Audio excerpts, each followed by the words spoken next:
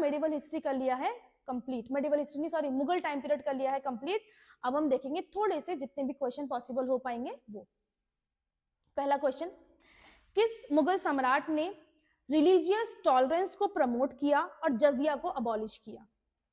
अकबर। ठीक है, अकबर ने जजिया को अबॉलिश किया और जो रिलीजियस टॉलरेंस है यानी कि हर धर्म को बराबर रखा। इसमें से किसको बाबुल मक्का बोला जाता था या फिर गेट ऑफ मक्का बोला जाता था? कैलिकट, भरूच, हुगली या सूरत? किस?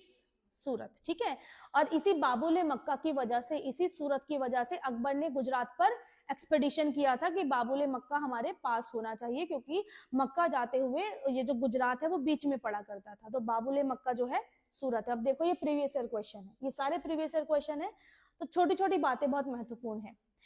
आपको ये जो चीजें दी गई हैं इन्हें असेंडिंग ऑर्डर में लगाना है, यानी कि छोटे से बड़ा।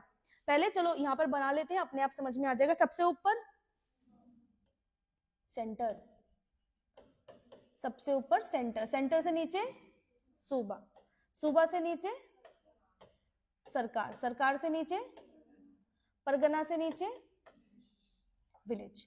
तो अब बस सबसे छोटा कौन है इसमें? फिर सबसे छोटा परगना है, तो परगना यहां पर है और परगना यहां पर है। उसके बाद सरकार, तो सरकार यहां नहीं है, यहां है, तो बस ये वाला ऑप्शन। ठीक है, ऑप्शन नंबर ए, परगना सबसे छोटा, फिर सरकार, फिर सूबा। सूबा माने प्रांत, सरकार माने डिस्ट्रिक्ट और परगना माने तहसील। बस। Next question, Who among the following Mughal emperors shifted emphasis from illustrated manuscripts to album and individual portraits?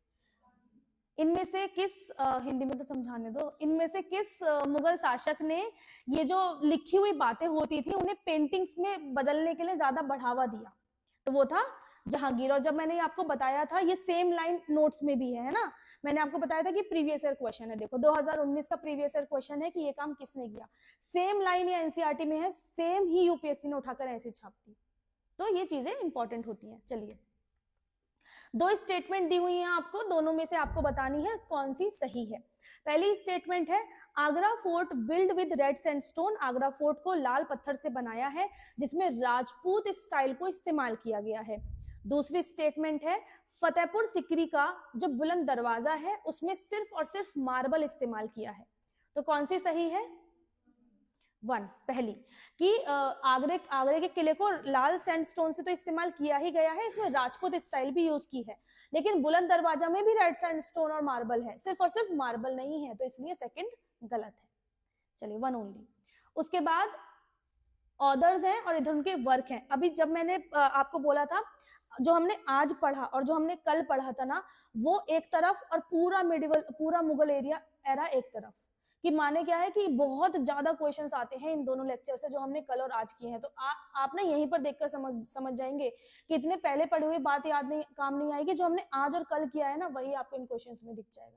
ठीक है, तो चलिए, ऑथर और वर्क आपको पहचानना है कौन किसके साथ सही मैच है, सही मेल है। ठीक है, अबुल फजल के द्वारा लिखी गई आयने अकबरी सही है, ठीक है। अब्दुल हामिद लाहौरी ने लिखी है पातशाहनामा, अब कल का रिवाइज करा होगा तभी पता चलेगा। अब्दुल हामिद लाहौरी ने पातशाहनामा लिखी है, उसके साथ एक और है, अकेलों ने नहीं लिखी, एक और व्यक्ति हैं। अब्दुल हामिद लाहौरी एक थे, इनायत खान थे वो, हाँ इनायत खान थे वो। हाँ, तो 2 व्यक्ति ने लिखी है, अब्दुल हामिद लाहौरी और इनायत खान ने पातशाहनामा।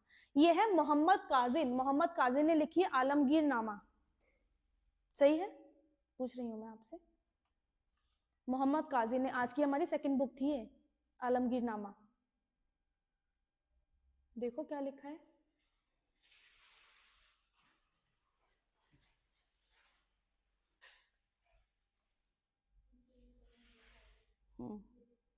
है ना, मोहम्मद काजी ने लिखी है आलमगीर नामा। तो देखो आज से भी क्वेश्चन मिल गया, तो कितने सही हैं? सारे सही हैं, 1 2 3। ठीक है, चलिए नेक्स्ट, पर्सन एंड ऑक्यूपेशन, कि एक तरफ यहाँ पर व्यक्तियों के नाम लिखे हैं, एक तरफ उनके काम कि वो क्या करा करते थे।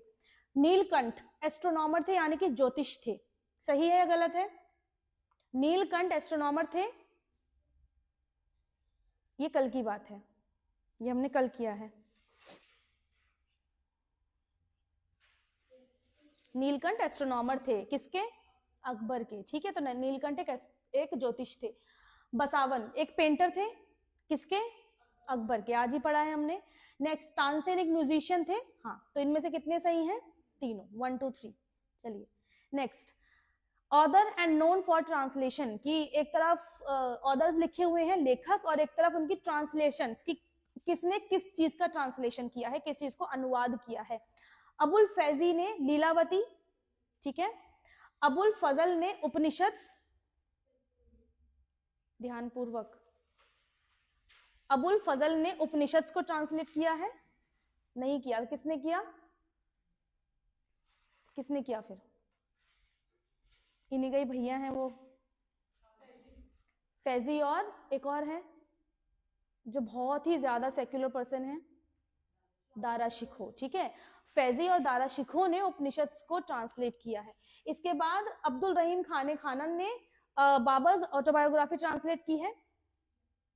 हाँ हाँ की है भाई। बाबर नामा को तुजुके बाबरी, या फिर तुजुके बाबरी को बाबर नामा जो बनाया है वो इन्होंने ही तो बनाया है, कि वो चगदई तुर्की में थी, इन्होंने पर्शियन में कन्वर्ट किया है। तो इनमें से कितने सही हैं? तीनों सही हैं,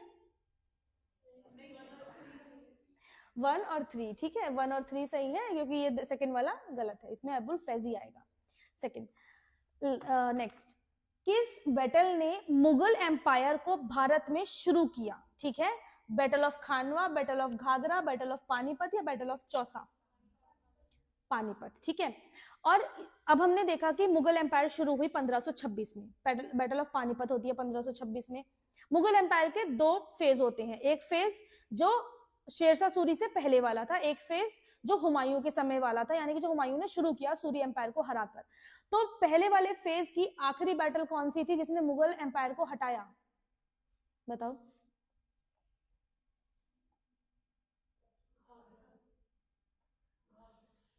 कैसे घाघरा कैसे हो गई भाई?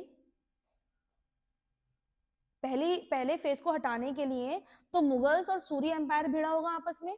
तो मुगल्स और सूरी की कौन सी बैटल थी? चौसा का युद्ध, ठीक है। बैटल ऑफ चौसा 1540, 1540, और 1540 में हुमायूं को बैटल ऑफ चौसा में बहुत ही बुरी तरीके से हार मिलने के बाद तभी तो फिर हुमायूं इधर उधर भटकने चला जाता है।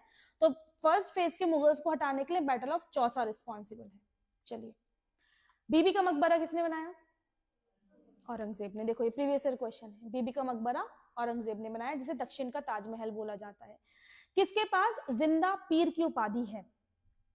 अभी आप नहीं बता पाओगे क्योंकि मैं ये बताना भूल गई थी आपको उस दौरान, ठीक है। तो इसलिए मैंने जानबूझ के क्वेश्चन डाला कि बता भी दूंगी और आपको याद रहेगा। जिंदा पीर या लिविंग सेंट बोला जाता है औरंगजेब को, क्योंकि औरंगजेब अपनी जो लाइफ है वो बहुत ही ज्यादा इस्लाम के ऊपर जीता था, तो इसलिए उसे जिंदा पीर या लिविंग सेंट बोला जाता था। आपने क्या अपनी जिंदगी की बागडोर मेरे हाथ में दे रखी है? जो जितना मैं पढ़ाऊंगी उतना ही पढ़ोगे भाई। इतनी ज्यादा बागडोर मत दो, थोड़ी किताबों से भी पढ़ो अलग से, जैसे सतीश चंद्र मैंने बताई थी उससे पढ़ना शुरू करो। अब हम काफी ऑलमोस्ट पूरा ही मेडिवल खत्म कर चुके हैं, तो अब आपको सतीश चंद्र रीड करनी चाहिए, ठीक है। अब टाइम आ गया सतीश चंद्र रीड करने का, क्योंकि अब हम पढ़ चुके हैं मेडिवल हिस्ट्री। चलिए, जिंदा पीर बोला जाता है औरंगजेब को। अगला, अकबर की राजपूत पॉलिसी किस लिए बनाई गई थी?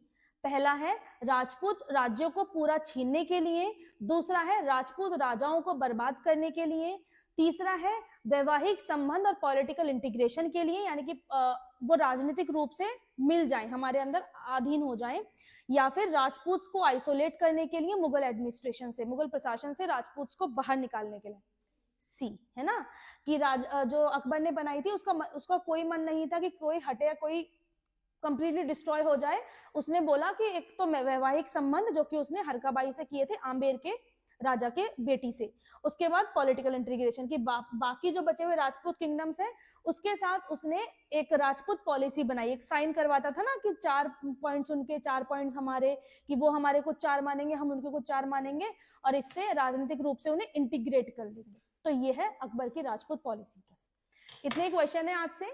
इसके अलावा पूरे जो 30-35 क्वेश्चन जो है प्रीवियस ईयर, वो भी एक दिन आ जाएंगे, और या फिर आपके किसी न किसी टेस्ट में तो आ ही जाने हैं।